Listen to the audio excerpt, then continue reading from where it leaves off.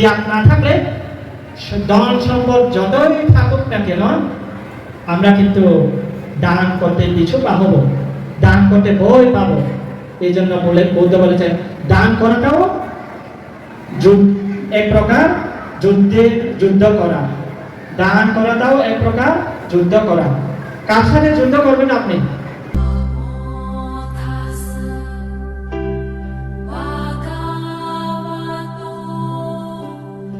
সর্বপ্রথমে যে সকল বুদ্ধগণ পরিনির্বাপিত হয়েছেন, ইয়েজা বুদ্ধা তিতাজা, ইয়েজা বুদ্ধা অনাগতা, অনাগতেও যে সকল বুদ্ধগণ পৃথিবীতে আবির্ভূত হবেন, ভাজ্য কান্না চাইয়ে বুদ্ধা বর্তমান বুদ্ধ, ত্রিকালের শ্রেষ্ঠ সকল বুদ্ধরত্ন, ধর্মরত্ন ও সংঘরত্নকে আমি আমার শিরে স্থাপন ক্রমে অন্তরের অন্তঃস্থল থেকে বন্দনা করছি। কঠিন জীবদানে আগত উপস্থিত ভিক্ষু সংঘকে, এখানে বড়বান্তিদেরকেও বন্দনা করছি। অতঃপর আমি আমার সঞ্চিত দানময় পূর্ণ, শিলময় পূর্ণ, ভাবনাময় পূর্ণ এখানে উপস্থিত আছেন শ্রদ্ধাবান উপাসক উপাসিকাবৃন্দ, আপনাদের সকলের দৃশ্য অনন্ত চক্রবাল বিবিধ সকল সত্যগণের নিরোগ, দীর্ঘায়ু, সুস্বাস্থ্য ও নির্বাণ হেতু কামনায় আমি আমার সঞ্চিত পুনরাশি দান করছি। এই পুণ্যের প্রভাবে আপনাদের সকলের স্বীয় 4টি অপায়, 3টি কল্প, অষ্টক্ষণ, অষ্টভয়, 10 বিধা দ্বন্দ্ব, 96 প্রকারের রোগবেদী, পঞ্চবৈরী, চতুর্বিপত্তি, পঞ্চবেশন ধর্ম এবং 62 প্রকারের মিথ্যা দৃষ্টি হতে জন্ম জন্মান্তর নির্বাণ লাভ না করা অবধি সর্বদা মুক্ত হতে সক্ষম হোক, মৈত্রী আশীর্বাদ বর্ষণ করছি।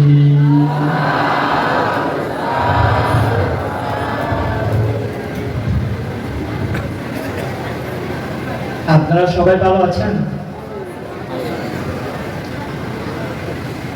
সাময়িকভাবে লৌকিক দৃষ্টিতে হয়তো আপনারা ভালো আছেন, জ্ঞানের দৃষ্টিতে যখন দেখা হয় সবাই কিন্তু কম বেশি এখানে ভালো নেই। আপনারা এখানে বিভিন্নভাবে সাজগোজ করে এসেছেন, হয়তো চামড়ার দৃষ্টি দিয়ে আমরা এক অপরকে আমরা ভালো রূপটা দর্শন করি বলে ভালোটা দেখতে পাই। জ্ঞান দৃষ্টি দিয়ে যখন আমরা দেখব সবাই অসুখী, সবাই রোগী, কেউ সুখী নেই।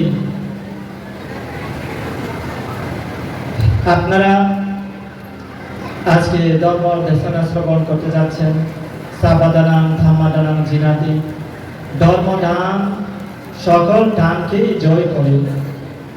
কেননা এই দুর্লভ ধর্ম শ্রবণ ব্যতীত অশ্রদ্ধাবান ব্যক্তি কখনো শ্রদ্ধা উৎপন্ন হতে পারে না, মিথ্যা দৃষ্টি ব্যক্তি সম্মান দৃষ্টি লাভ করতে পারে না, দেশনা শ্রবণ ব্যতীত অজ্ঞ ব্যক্তি জ্ঞান লাভ করতে পারে না, দেশনা শ্রবণ ব্যতীত সকল প্রকার দুঃখ থেকে যেমনি মুক্ত হতে পারে না। এই কারণে ধর্মদানকে সকল দানের অপেক্ষায় শ্রেষ্ঠ বলা হয়েছে। তাই এই ধর্মদানকে আপনারা মনোযোগ সহকারে শ্রবণ করার জন্য চেষ্টা করুন। অগণিত জন্মের পরে আমরা হয়তো এই মনুষ্য জন্মটা লাভ করেছি, বৃথা হতে দেবেন না।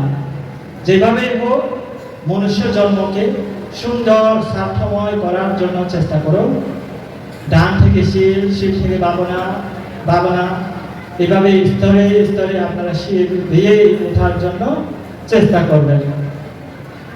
আজকে আপনাদেরকে শ্রদ্ধেয় বান্তে অনেক কিছু দেশনা করে গেছেন।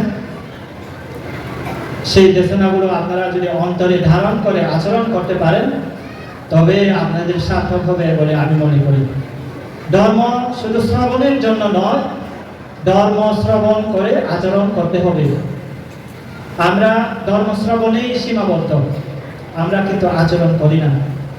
যতদিন আমরা আচরণ করব না সত্য ধর্মকে, ততদিন এই ধর্ম শ্রবণ করাটা আমাদের সার্থক হবে বলে আমি মনে করি না।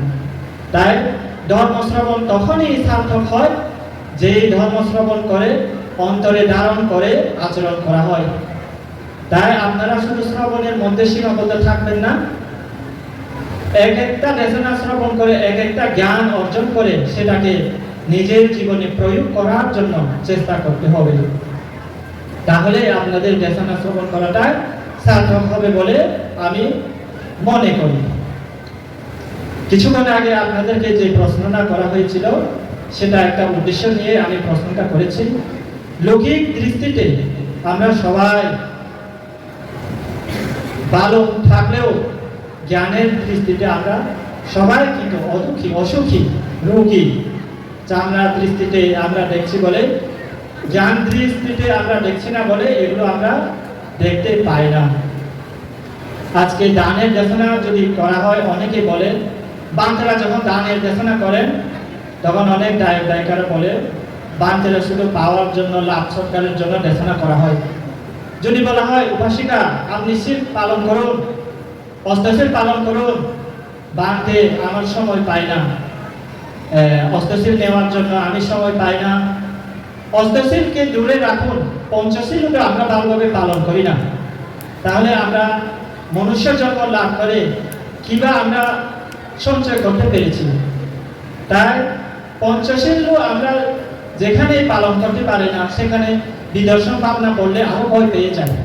যদি বলা হয় উপাসক উপাসিকা আপনারা ধ্যান করতে বিহারে আসেন, ধ্যান করুন, 10 দিন ভাবনা করুন, তখনও আপনারা ভয় পেয়ে যান। ভয় কিভাবে পান? বাঁধে আমার ব্যথার কারণে আমি বসতে পারি না, বিভিন্ন কাজের ব্যস্ততার কারণে আমি আসতে পারি না, এইভাবে আপনারা বিভিন্ন অজুহাত দিয়ে থাকেন। তাহলে শীল আপনাদের যেখানে পরিপূর্ণ হয় না সেখানে ধ্যান আপনারা কিভাবে করে মুক্তির রাস্তা আপনারা তৈরি করবেন। তাই আপনারা শুধু দানের মধ্যেই সীমাবদ্ধতা থাকলে হবে না, আপনারা স্তরে স্তরে পঞ্চশীল থেকে শুরু করে অষ্টশীল এভাবে পালন করে জীবনে নিদর্শন ভাবনা করে সার্থক করার জন্য আপনারা চেষ্টা করুন। মানুষ হলেও হবে না, মনুষ্যত্ব গুণ আপনার কাছে বিদ্যমান থাকতে হবে। মনুষ্যত্ব গুণ না থাকলে আপনি মানুষ হয়েও অমানুষ। মনুষ্যত্ব গুণ কি এটা আপনাদেরকে আগে জানতে হবে। মনুষ্যত্ব ধর্মের ভাষায় বলা হয় শ্রদ্ধা, শিলা, স্রোত, জাগা, পাঞ্ঞা, হিরি এবং উত্তাপ্পা, এগুলোই মনুষ্যত্ব গুণ। শ্রদ্ধা থাকলেও চলবে না, আপনার কাছে জ্ঞান থাকতে হবে।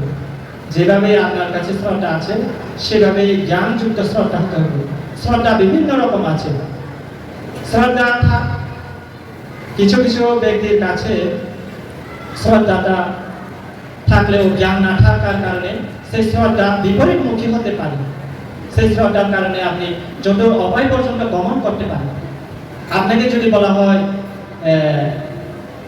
একটা গাছে আপনি মানস করুন, একটা মুরগি জবাই করার জন্য, কিছু একটা পাওয়ার জন্য আপনি মানস করলেন, মুরগি কেটে জবাই করলেন, সেখানে আপনার শ্রদ্ধা আছে কিন্তু জ্ঞান নেই। জ্ঞান না থাকার কারণে সেরকম শ্রদ্ধা আপনাকে বিপরীতমুখী অপায় পর্যন্ত নিয়ে যেতে পারে।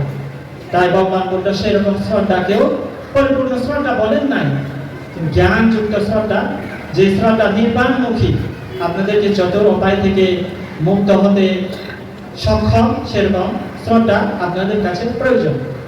আবার বুদ্ধ বলেছেন শুধু শ্রদ্ধা ধন থাকলেও হবে না, শীলের দম থাকতে হবে। আমরা কিছুক্ষণ আগে যেটা বললাম, অষ্টশীল কেউ দূরে থাক, পঞ্চশীল পর্যন্ত আমরা ভালোভাবে পালন করি না।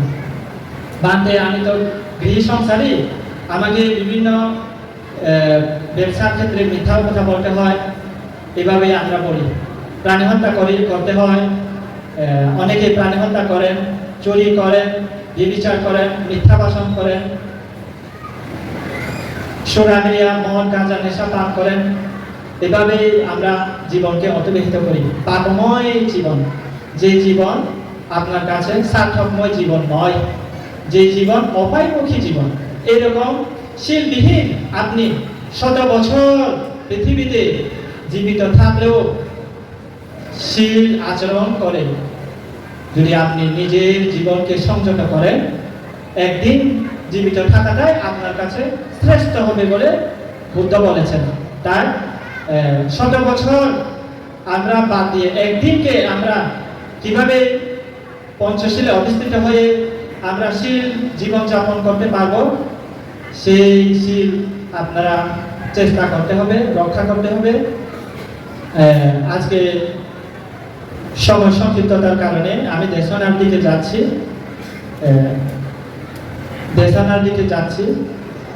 আজকে আপনাদেরকে দেশনা করার আগে একটা শিক্ষা দেওয়ার জন্য চেষ্টা করব। আমরা শুধু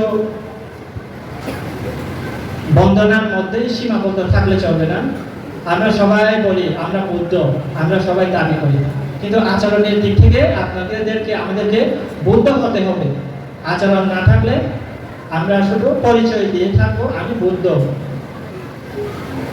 জাপানের একটা ঘটনা বলি। বাংলাদেশ থেকে একজন বুদ্ধ জাপানে চাকরি করতেন। ওখানে জাপানিজ ওনার বন্ধুর সাথে উনি একই জায়গায় একই পোস্টে তারা দুইজন চাকরি করতেন। তো এইভাবে চাকরিরত অবস্থায় তাদেরকে প্রত্যেক দিন তাদের বাড়ি থেকে অফিসে 1 কিলোমিটার দূরত্ব হবে মনে হয়, প্রত্যেক দিন তাদেরকে হেঁটে যেতে হয়। এভাবে প্রত্যেকদিন তারা হেঁটে আসা যাওয়া করে।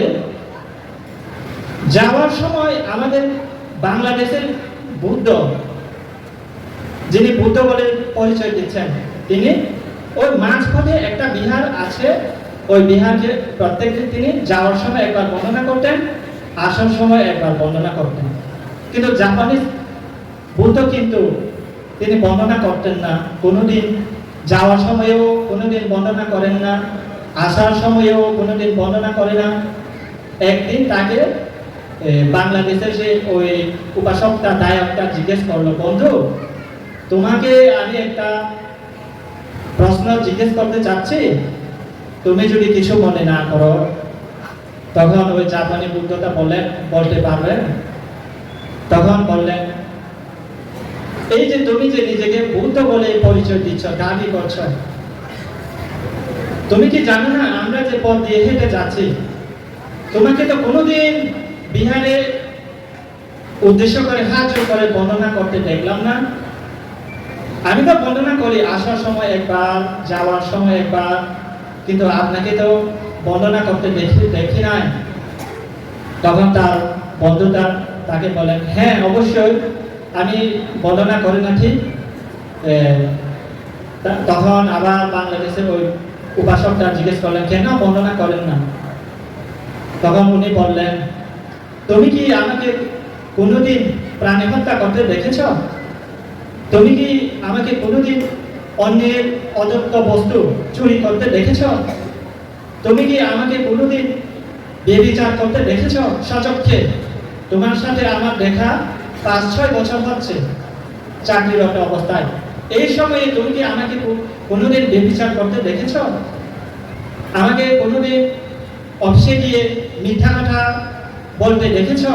না। আমাকে কোনোদিন মদ গাঁজা খেতে দেখেছ? না। তাহলে বুদ্ধের শিক্ষা কি? ভগবান বুদ্ধই তো বলেছেন পঞ্চশীল রক্ষা করার জন্য। তাহলে আমি তো সেই শীলটা রক্ষা করছি। তুমি কিন্তু বর্ণনা করছো ঠিক, কিন্তু তোমার ওই ঘুমের আসনে বিছানায় মদের বদল আছে। তুমি কিন্তু প্রত্যেকদিন কম হলেও কম বেশি মদ খাও। মাঝে মাঝে সুযোগ পেলে অফিসে মিথ্যা কথাও বলে। যখন দেরি করে যাবে, অফিসের বস যখন জিজ্ঞেস করেন তুমি আজকে দেরি করে কেন আসছ, যখন অফিসের বস জিজ্ঞেস করা হয় তখন বিভিন্ন যেটা নয় সেটাকে হয় বলে অফিসারের সামনে মিথ্যা কথা বলে। তাহলে আমাকে কি কোনোদিন অফিসারের সামনে বসের সামনে মিথ্যা কথা বলতে দেখেছো?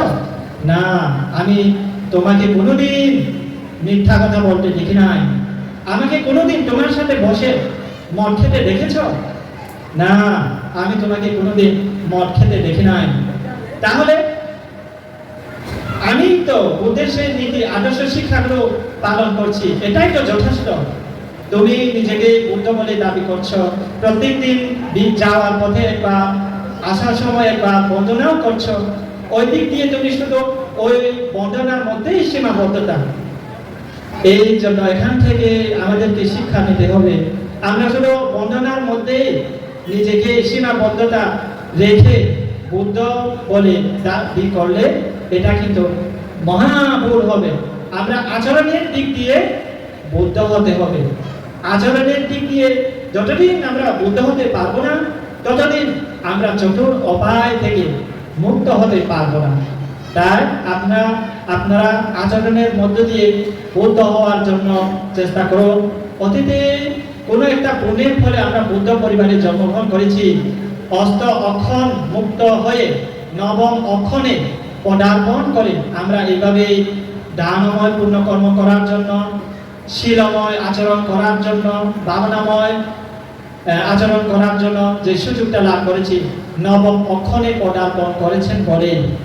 অষ্ট অক্ষণে যদি পদার্পণ করতেন, অষ্ট অক্ষণে যদি আপনারা জন্মগ্রহণ করতেন, তাহলে দান কি, শীল কি, এগুলো ভাবনা কি আপনারা কোনোদিন উপলব্ধি করতে সক্ষম হতেন না। আজকে আপনারা এই দুর্লভ শাসনটা পেয়েছেন অতীতের কোন একটা পুণ্যের ফলে। খেলায় খেলায় নিজের জীবনকে কাটিয়ে দেওয়ার জন্য আপনারা চেষ্টা করবেন না। যতটুকু পারি দান করবেন, শীল আচরণ করবেন, ভাবনাময় আচরণ করবেন। ভাবনা ব্যতীত কোনোদিন চতুর উপায় থেকে মুক্ত হওয়া সম্ভব নয়। যে সকল সত্যগণ, যে সকল বুদ্ধগণ পরিনির্বাচিত হয়েছেন, যে সকল অর্হতগণ পরিনির্বাচিত হয়েছেন, পঞ্চেকা বুদ্ধগণ থেকে শুরু করে তারা সকলেই ওই ভাবনাময় বিপাসনা আচরণ করেছেন বলে তারা নির্বাণকে উপলব্ধি করতে সক্ষম হয়েছেন। তাই আমাদেরকেও সেভাবে আচরণ করে নির্বাণ সাক্ষাৎ করার জন্য যত উপায়, নর, প্রেত, অসুর, নিরয়, চারি উপায় থেকে মুক্ত থাকার জন্য আমাদেরকে সর্বদা চেষ্টা চালিয়ে যেতে হবে। শিলা একটা আপনাদের রত্ন, মনুষ্যত্ব গুণ। এই জন্য আপনাদেরকে শীলের মাধ্যমে বুদ্ধ হওয়ার জন্য বলেছি। এখন শীল ছাড়াও আরো একটা রত্ন আছে, শ্রদ্ধা, শিলা, শ্রুতময় জ্ঞান। শ্রুতময় জ্ঞান বিভিন্ন রকমের আছে। শ্রুতময় জ্ঞান, যে জ্ঞান ছাড়া কোনোদিন সমাগ দৃষ্টি লাভ করা সম্ভব নয়, সেই যে জ্ঞান দিয়ে সমাগ দৃষ্টি লাভ করা সম্ভব, সেই জ্ঞানকে বলা হয় শ্রুতময় জ্ঞান। যে দেশনা শ্রবণের মধ্য দিয়ে আপনারা চতুর উপায় থেকে মুক্ত হবেন, যে দেশনা শ্রবণের মধ্য দিয়ে আপনারা লৌকিক লোকোত্তর উভয় সুখের অধিকারী হবেন, সেই রকম শ্রুতময় জ্ঞান আপনাদের কিন্তু দরকার আছে। শ্রুতময় জ্ঞান দেশনা শ্রবণ না করলে শ্রুতময় জ্ঞান উৎপন্ন হবে না। তো বাড়িতে বসে বসে কোনোদিন আপনারা শ্রুতময় জ্ঞান উৎপন্ন করতে পারবেন না। তাই সৎগুরু কর্তৃক লাভ করে শ্রুতময় জ্ঞান অর্জন করার জন্য চেষ্টা করুন। এরপরে বুদ্ধ বলেছেন জাগা, ত্যাগময় রত্ন। ত্যাগ হচ্ছে শ্রেষ্ঠ। ত্যাগ দানের ক্ষেত্রে যেমন প্রযোজ্য, ত্যাগ শীলের ক্ষেত্রেও ত্যাগময় রত্নটা প্রযোজ্য। ধ্যান ভাবনার ক্ষেত্রেও ত্যাগ না থাকলে কোনো কিছুই আপনি উন্নতি সাধন করতে পারবেন না। আজকে আপনারা কঠিন জীবন দান করেছেন। কঠিন জীবন দান করার আগে অনেকেই চিন্তা ভাবনা করেছেন কিভাবে একটা জীবন ভিক্ষু সংঘের উদ্দেশ্যে দান করব, কিভাবে একটা কল্পতরু বৃক্ষ দান করব। এভাবে আপনাদের পূর্ব চেতনা উৎপন্ন হয়ে আপনারা আজকে দান করতে পেরেছেন। পূর্ব চেতনা উৎপন্ন হলেও আপনাদের অন্তরে ত্যাগময় চেতনা না থাকলে এভাবে দান করা সম্ভব হতো না। অন্তরে আপনাদের অবশ্যই ত্যাগময় চেতনা আছে বলে ত্যাগময় পারণী আছে বলে কষ্ট করে হলেও ভিক্ষু সঙ্গের উদ্দেশ্য করে আপনারা একটা জীবন হলেও দান করতে পেরেছেন। কষ্ট করে আপনারা ত্যাগ করে আজকে আপনারা কল্পতরু বৃক্ষ দান করতে পেরেছেন। শুধুমাত্র এটা ত্যাগ আছে বলে। ত্যাগ না থাকলে ধন সম্পদ যতই থাকুক না কেন আমরা কিন্তু দান করতে পিছু পাবো, দান করতে ভয় পাবো। এই জন্য বলে বৌদ্ধ বলেছেন দান করাটাও এক প্রকার যুদ্ধ করা। দান করাটাও এক প্রকার যুদ্ধ করা। কার সাথে যুদ্ধ করবেন আপনি? মনের সাথে, মাছারিয়া সাথে আপনি যুদ্ধ করবেন। দান দেওয়ার আগে মাছারিয়া চিত্ত যদি আপনাদেরকে বশীভূত করে রেখে দেয় তখনও আপনারা দান করতে পারবেন না, ভয় পাবেন। জীবন একটা কেনার জন্য সাহস পর্যন্ত আপনাদের উৎপন্ন হবে না। তাই ত্যাগময় চেতনা সবার কাছে আছে বলে মনে করি না। যাদের কাছে আছে এটাও একটা আপনার কাছে রত্ন মনে করবেন। এই রত্ন আমার কাছে আছে কিনা, আমি আজকে নিঃস্বার্থভাবে ভিক্ষু সঙ্গের উদ্দেশ্য করে আমি ত্যাগ করে দান করতে পেরেছি কিনা, এটাই আগে আপনাদেরকে নিজেকেই প্রশ্ন করতে হবে। শীল পালন করার ক্ষেত্রেও ত্যাগ দরকার আছে। পঞ্চশীল, অষ্টশীল সব শীলের মধ্যে ত্যাগটাই বেশি দেখা যায়। ত্যাগ না থাকলে পঞ্চশীল হোক বা অষ্টশীল হোক, দশশীল হোক, যে কোনো শীল আপনি পালন করতে পারবেন না। এই যে পঞ্চশীল ছাড়াও, গৃহী পঞ্চশীল ছাড়াও যারা অষ্টশীল পালন করেন, ওখানে বলা হচ্ছে বিকালা ভোজনা ওয়েরামানি শিক্ষাপাদান সমাধি, আমি বিকালা ভোজন না করার জন্য শিক্ষাপদ গ্রহণ করা হয়েছে। ওখানে বিকালা ভোজন 12টার পরে, 12টা যখন ঠিক হয়ে যায়, 12টা পার হয়ে যদি কেউ 1 মিনিটও আহার গ্রহণ করে তখন ওটাকে বলা হয় বিকালা ভোজন। তখন আপনার বিকাল ভোজন হয়ে যাবে। 12টা বাজার সাথে সাথে আপনাদেরকে আহারটা ত্যাগ করতে হবে। 12টার পরে আপনারা পানীয় ছাড়া যারা অষ্টশীল, দশশীল, ভিক্ষু পাটিমুখশীল পালন করেন, সবাই ব্রহ্মচর্যশীল যারা পালন করেন, 12টার পরে তারা আর কোনো কিছুই খেতে পারেন না। তাদেরকে ওইখানে যে একটা ত্যাগ, সেটা সবার কাছে কিন্তু সম্ভব নয়। অনেকে বিকালা পূজন করে ফেলে, বিকালা পূজন করতে চায়। এই ত্যাগ না থাকার কারণে 12টার পরেও তারা খেয়ে শীলটাকে বন্ধ করে দেয়।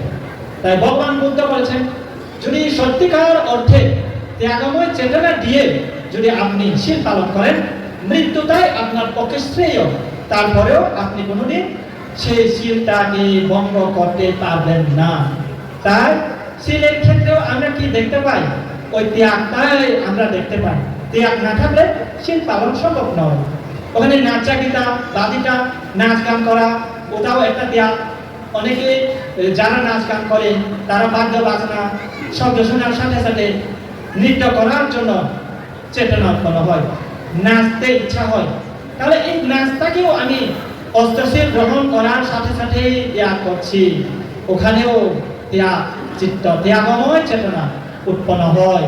তাহলে যে আচরণের মধ্য দিয়ে আমরা নিজের জীবনকে সুন্দরময় করতে পারবো, যে আচরণের মধ্য দিয়ে দুঃখ থেকে মুক্ত হতে পারবো, সে আচরণ যদি আমরা না করি, ভয় পেয়ে কিছু না হয়, তাহলে কোন আচরণের মধ্য দিয়ে আমরা দুঃখ থেকে মুক্ত হওয়ার কামনা করব?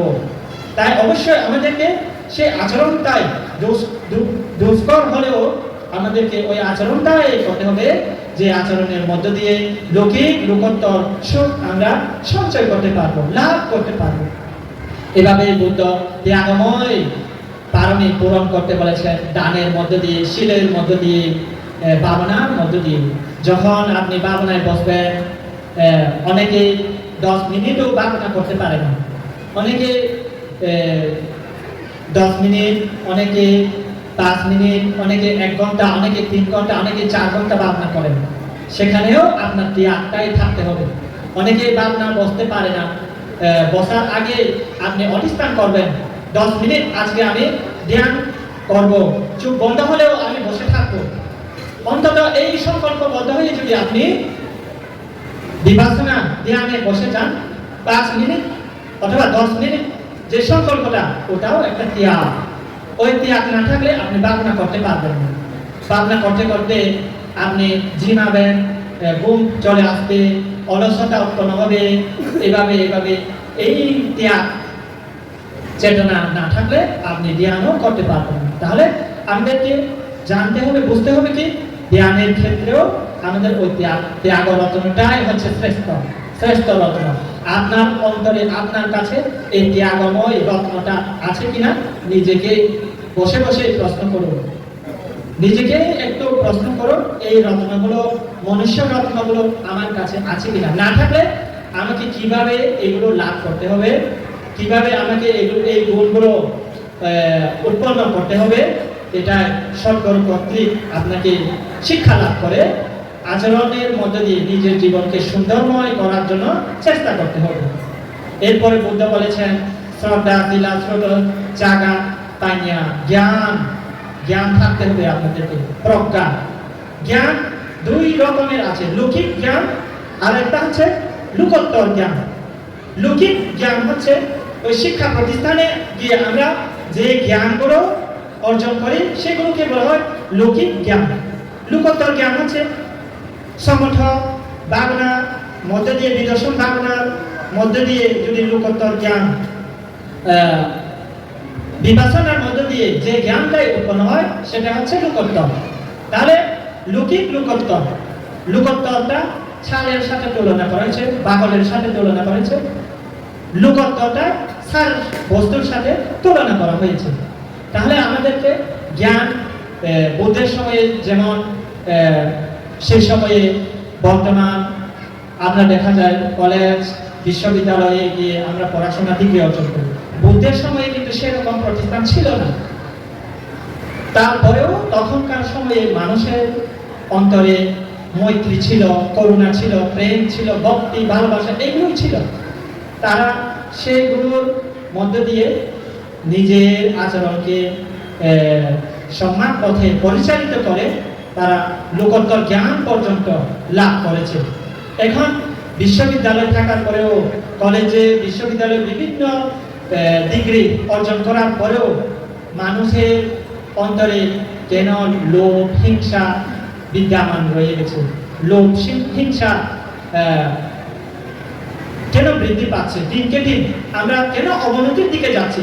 ওই লোকোত্তর জ্ঞানটাই আহরণ করি নাই বলে, লোকোত্তর জ্ঞান অন্তরে উৎপন্ন করার জন্য চেষ্টা করি না বলে, আমরা শুধু লৌকিকটাই নিয়ে আছি বলে, লোকোত্তরটা খোঁজার জন্য চেষ্টা করি না বলে, অনিত্যকে নিত্য মনে করি বলে, দুঃখকে আমরা সুখ মনে করি বলে, অনাত্মকে আত্ম মনে করি বলে আমরা লোভ, দেশ, মোহে জর্জরিত হচ্ছি। দিনকে দিন আমরা এভাবেই যদি আমরা অবস্থায় দিন যাপন করি তাহলে কোনোদিন আমরা দুঃখ থেকে মুক্তি লাভ করতে পারবো না।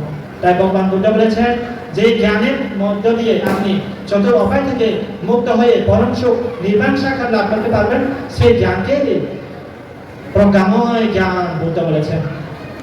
এরপর বুদ্ধ বলেছেন সেটা তিলা, সুতা, জাগা, পাইয়া, হিরে মানে লজ্জা। লজ্জাও একটা আপনার রত্ন। বুদ্ধ কোনটাকে লজ্জা করতে বলেছেন?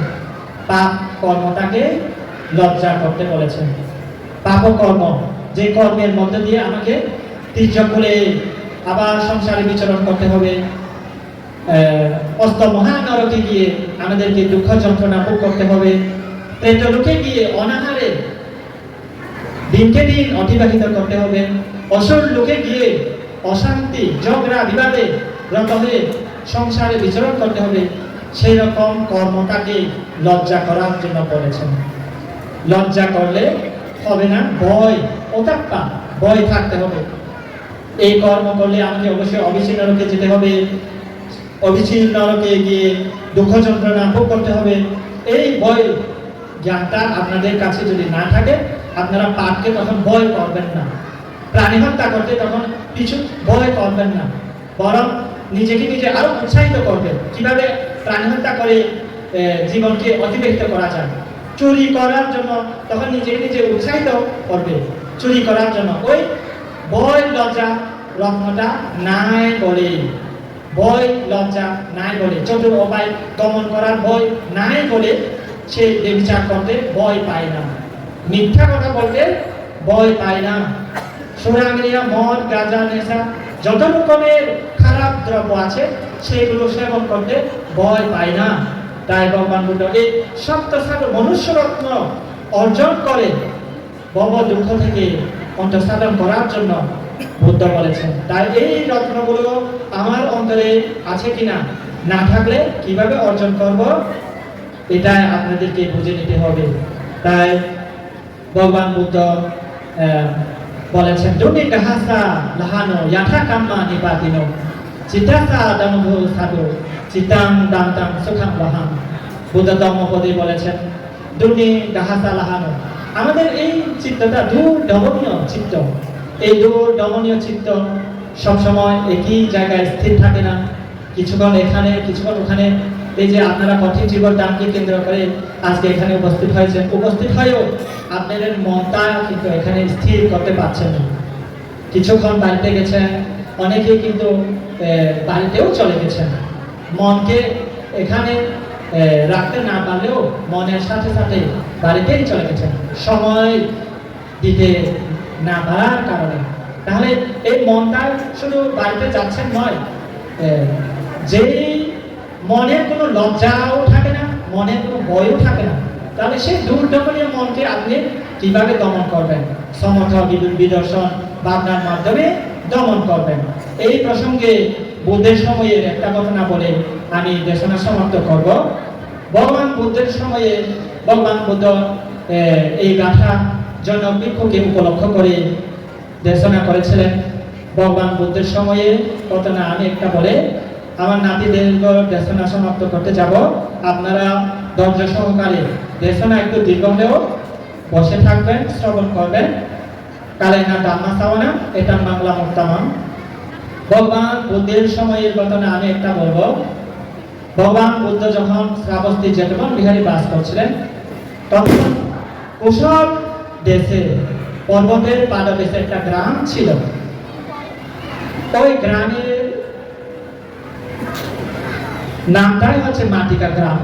ওখানে মাটিকা গ্রামে একদিন ভগবান বুদ্ধের কাছে ৬০ জন ভিক্ষু বিদর্শন কর্মস্থান গ্রহণ করে তার ওই মাটিকা গ্রামের উদ্দেশ্যে রওনা হয়েছিল।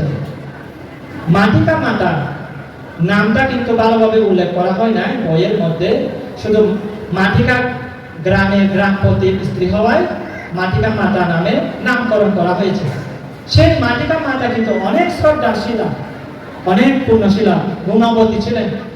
বান্দিদের দেখলে শ্রদ্ধা করতেন, নমস্কার বন্দনা করতেন, এভাবেই তার মধ্যে সেই মনুষ্য রত্নগুলো ছিল। যার কারণে তার কাছে এই একটা বান থেকে কিভাবে শ্রদ্ধা সম্মান করতে হয়, ভিক্ষু সঙ্গকে কিভাবে শ্রদ্ধা সম্মান করতে হয়, সেই জ্ঞানগুলো মাটিকা মাতার কাছে ছিল। যখন ৬০ জন ভিক্ষু বুদ্ধের কর্মস্থান গ্রহণ করে মাটিকা গ্রামে চলে গিয়েছিলেন, ভিক্ষুদের আগমনের বার্তা শুনে মাটিকা মাতা অত্যন্ত খুশিকৃত হলেন। বান্তে শ্রমণ আসলে সবাই কিন্তু খুশি হয় না, ছয় খাওয়াতে হবে, রান্না বান্না করতে হবে, এগুলোর ভয়ে আমরা কিন্তু অনেকেই খুশি হই না। কিন্তু যারা অতীত জন্মে পারমি পূরণকারী, অতীতের কোনো এক জন্মে যারা দান করেছে, শীল পালন করেছে, ভাবনাময় পূর্ণ পারমি বর্ধিত করেছে, তারা কিন্তু জন্মে জন্মে সৎ চেতনা কুশল চেতনা উৎপন্ন হয়। সবার কিন্তু সেরকম শ্রদ্ধা চেতনা উৎপন্ন হয় না। অতীত আপনার সংস্কারও প্রয়োজন আছে, সেই সংস্কার না থাকলে সেই জ্ঞানগুলো উৎপন্ন হয় না। তখন মাটিকা মাতা ৬০ জন ভিক্ষু আগমনের বার্তা শুনে শ্রদ্ধায় প্রীত হয়ে বিহারীকে দেখা করলেন। বান্তে আপনারা কুশলে আছেন তো? আপনারা কোথায় থেকে এসেছেন? এভাবে কুশল বিনিময় সম্পাদন করলেন। বান্তেরা বলেন, আমরা শ্রাবস্তী থেকে এসেছি বর্ষা যাপন করার জন্য। আমরা উপযুক্ত পরিবেশ পেলে আমরা সেখানে বর্ষাবাস ব্রত যাপন করব। তখন মাটিকা মাতা খুশি হয়ে তাদেরকে ঠান করলেন, বান্তে আমাদের গ্রামে আপনারা বসবাস ব্রত পালন করুন, আমি ফান করছি। এভাবে মাটিকা মাতা 7 জন ভিক্ষুকে ফান করলেন। এভাবে ফান করে বান্দেদেরকে তিনি বাড়িতেই চলে গেলেন। বান্দেরা তখন সবাই সমবেত হয়ে বললেন, আমরা এখানে বুদ্ধ থেকে নির্মাণের কর্মস্থান নিয়ে যেহেতু এসেছি, কৃতকরণীয় কাজ শেষ না হওয়া পর্যন্ত আমরা এখান থেকে আমরা যাব না। এখানে আমরা মার্গফলে প্রতিষ্ঠিত হওয়ার কর্মস্থান নিয়ে এসেছি। কথা বলে সময় নষ্ট করে দিলে চলবে না। আমাদেরকে ধ্যান ভাবনা করে মার্গফলে সাক্ষাৎ করার জন্য, লোকোত্তর ধন পাওয়ার জন্য অবশ্যই আমাদেরকে চেষ্টা করতে হবে। এইভাবে 7 জন ভিক্ষু একে অপরের আলাপ পূর্বক তখন তারা রুটিন করে ফেললেন। তারা নির্দিষ্ট সময়ে যখন পিণ্ডচরণ যাবেন তখনই একত্রিত হবেন। এই বাকি কাজগুলো তারা নিজ নিজ গাছের নিচে অথবা কুটিরে বসে ধ্যান সাধনায় মনোনিবেশ করবেন। এভাবেই তারা যখন রুটিন ঠিক করলো, রুটিন মাফিক প্রত্যেকদিন তারা বম বাজারে একত্রিত হতেন। একটা জায়গায় একত্রিত হয়ে তারা সবাই এদিক সেদিক পালাক্রমে পিণ্ডচরণে বের হতেন। মাটিকা মাতা একদিন বিহারে এসে দেখলো বান্দেরা নেই। তখন তিনি কারাগাকে দেখে বললেন, বান্দেরা কোথায় গেছে আজকে, একটু বলুন। তখন কারাগারা বললেন, পেপিয়া কারাগারকে, কারাগা যারা বান্দেদেরকে সেবা শুশ্রূষা করেন। এখন কিন্তু তেমন কারাগা দেখা যায় না প্রত্যেকটা বিহারে, তেমন কারাগার নেই বললেও চলে। তখন তো কারাগা ছিল, এখনো অনেক বিহারে বান্দেদেরকে সেবা করার জন্য কারাগা কাপিয়া রেখে দিতেন, কাপিয়া বলে। তখন কাপিয়া বললেন, বান্দেরা বম বাজালে এখানে একত্রিত হবেন। আপনি বান্দেদেরকে সাক্ষাৎ করতে চাইলে আপনি বম বাজান। তখন বম বাজিয়ে দিল। বাজানোর সাথে সাথে ভিক্ষুরা তখন মনে করলো, তখন ভিক্ষুরা শোনার সাথে সাথে চিন্তা করলেন, মনে হয় কোনো একটা ভিক্ষু অসুস্থ হয়ে গেছেন, ওই ভিক্ষুকে দেখার জন্য যেতে হবে। এই চিন্তা ভাবনা করে যার যার স্থান থেকে তারা সেখানে এসে উপস্থিত হয়েছিল, একত্রিত হয়ে। তখন দেখলো যে মাটিকা মাতা তাদের জন্য অপেক্ষা করে আছেন। মাটিকা মাতা তখন তাদেরকে দেখে অবাক হয়েছিল। একজন বান্দিকে জিজ্ঞেস করলেন, বান্দে আপনারা কি ঝগড়া করেছিলেন? না বাসিকা, আমরা কোনো ঝগড়া করি নাই। তাহলে আপনারা একসাথে কেন বসবাস যাপন করছেন না, একসাথে কেন বাস করছেন না?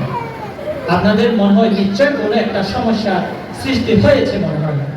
তখন বান্দারা বললেন, আমরা এই কারণে আমরা একত্রিত না থেকে যার যার জায়গায় আমরা কৃতকরণীয় সম্পাদন করার জন্য চেষ্টা করছি।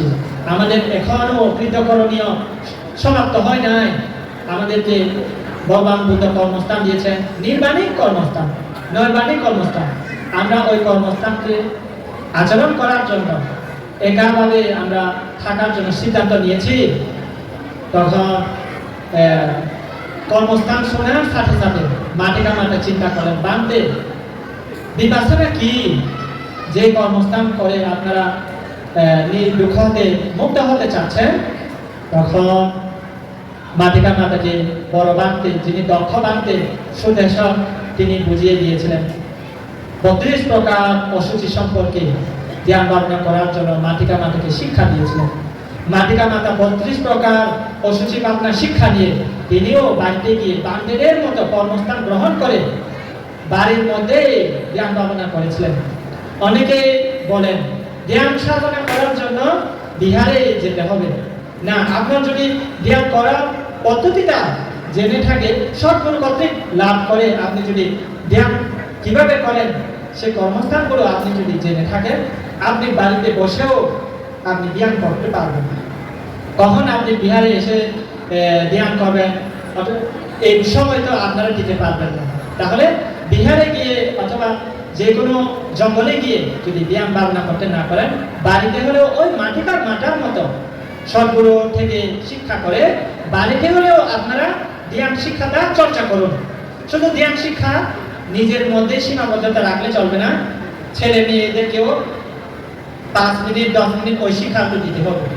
20 বছর পড়ালেখা করে আমরা সময়টাকে অতিবাহিত করি শুধুমাত্র এক বেলা পেটের জন্য, কিন্তু আমরা দুঃখ থেকে মুক্ত হওয়ার জন্য একদিনও 1 মাসও আমরা বান্ধবদের থেকে আমরা ধর্মীয় শিক্ষাটা আমরা লাভ করতে পারি না। তাহলে কোথায় আমরা ধ্যান ভাবনা পদ্ধতিতে জানবো? এই জন্য আমাদেরকে ধ্যান পদ্ধতি ছোটবেলায় থেকে আমাদেরকে শিক্ষা দিয়ে দিয়ে ছেলে মেয়েদেরকে ওই জ্ঞানটাই ঢুকিয়ে দিতে হবে, তাদের ব্রেনে ওই কাজটাকে ওয়াশ করে দিতে হবে আপনাদেরকে। তখন তারা আনাপানা কি করে বলতে হবে, শ্বাস ছাড়লে ছাড়ছি দেখো, টানলে টানছি, ওই শ্বাস প্রশ্বাসের দিকে স্মৃতি দাও। এভাবে ছেলে মেয়েদেরকে আপনারাও যেভাবে করবেন ছেলে মেয়েদেরকেও সেভাবে বাড়িতে 5 মিনিট 10 মিনিট ধ্যান ভাবনা করার জন্য অবশ্যই শিক্ষা প্রদান করতে হবে।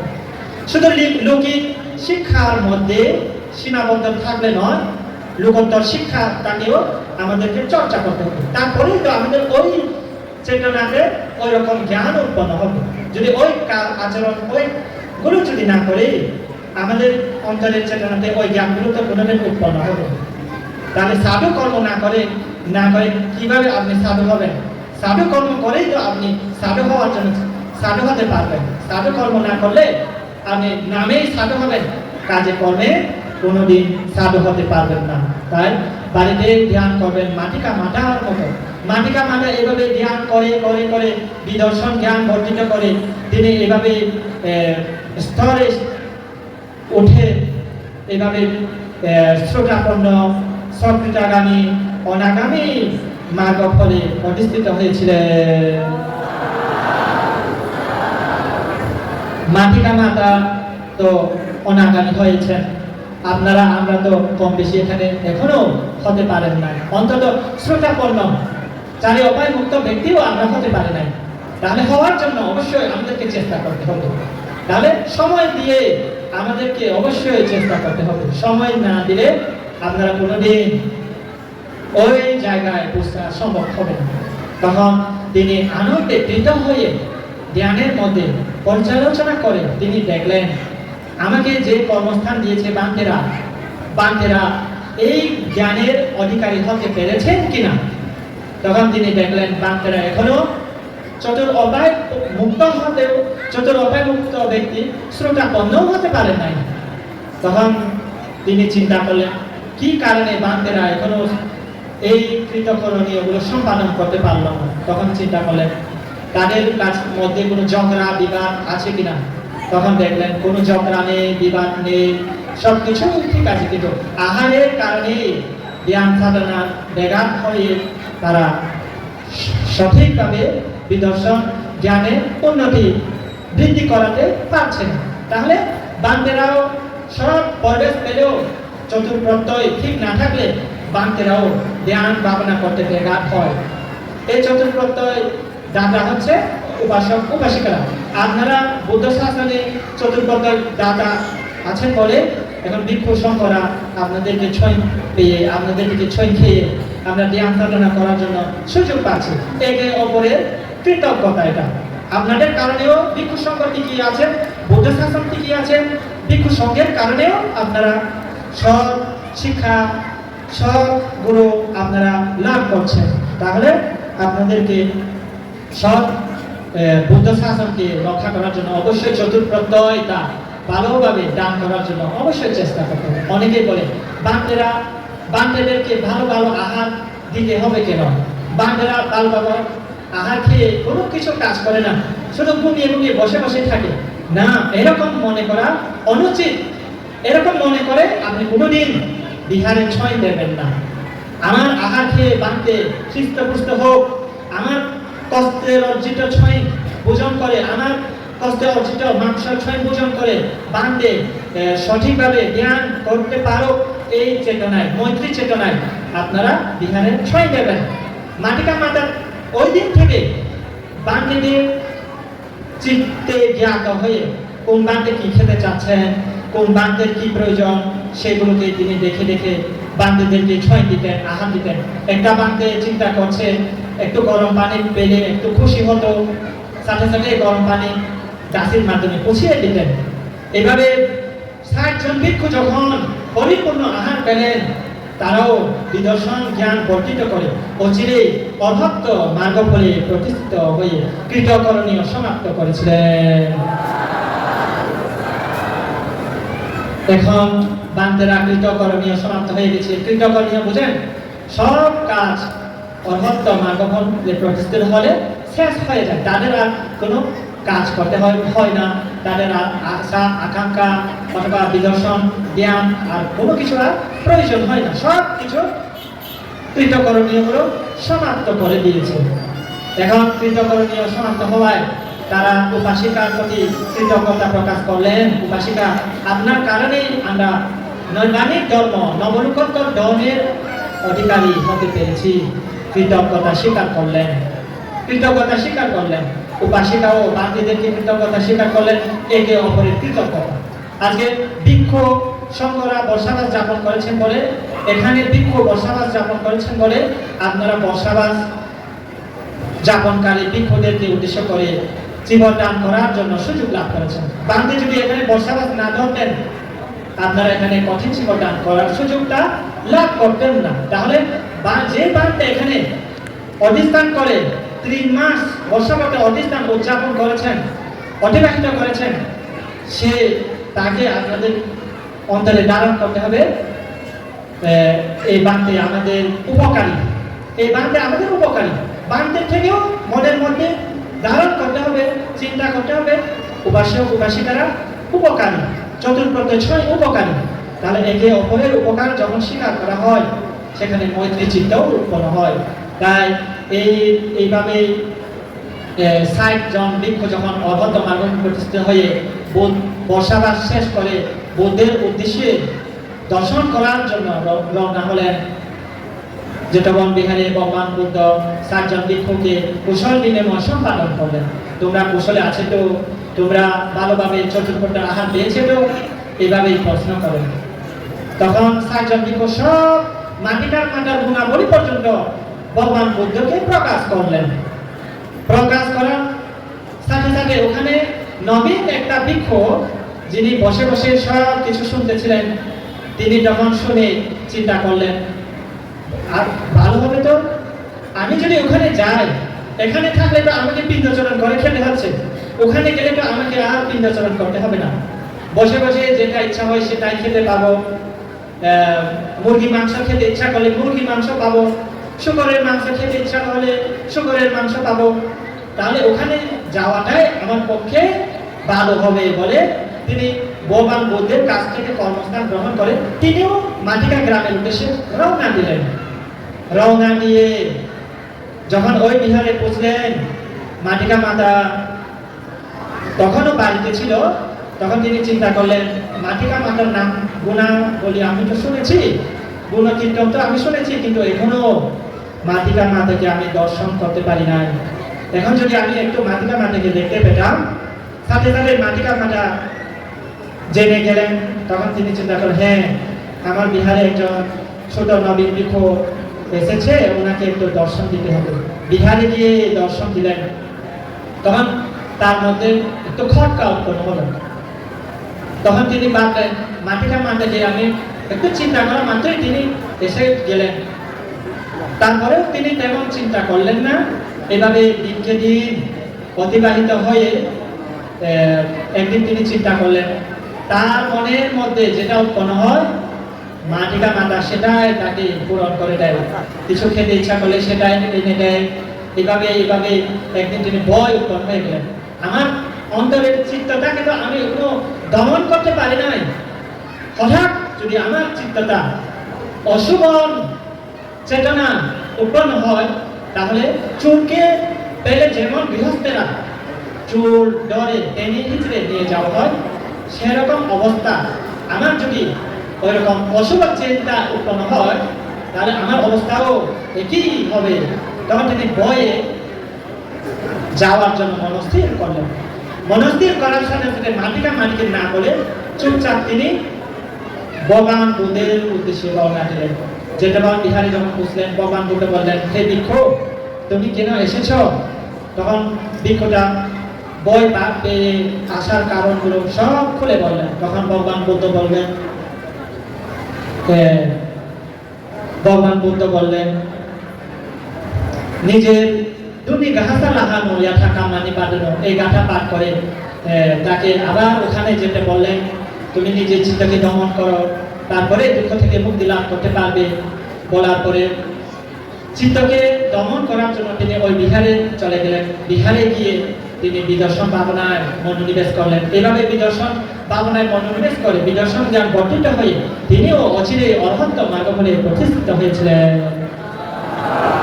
শ্রদ্ধাবান উপাসক-উপাসিকাবৃন্দ, সময় সংক্ষিপ্ততার কারণে আমার নাট্যদীর্ঘ ধর্মদান এখানে সমাপ্ত করতে যাচ্ছি।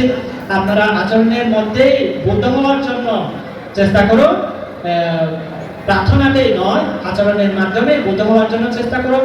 তাই আমি আমার সংক্ষিপ্ত নাট্যদীর্ঘ দেশনা সমাপ্ত করার পূর্বে আমি আমার অতীত বর্তমান সঞ্চিত পুনরাশি আপনাদের সকলের নিরোগ দীর্ঘায়ু সুস্বাস্থ্য ও নির্বাণ হেতু কামনায় দান করছি। সকলেই সুখী হোক, সকলেই দুঃখ থেকে মুক্ত হোক, সুখে যারা আছেন তাদের সুখ আরো বৃদ্ধি হোক।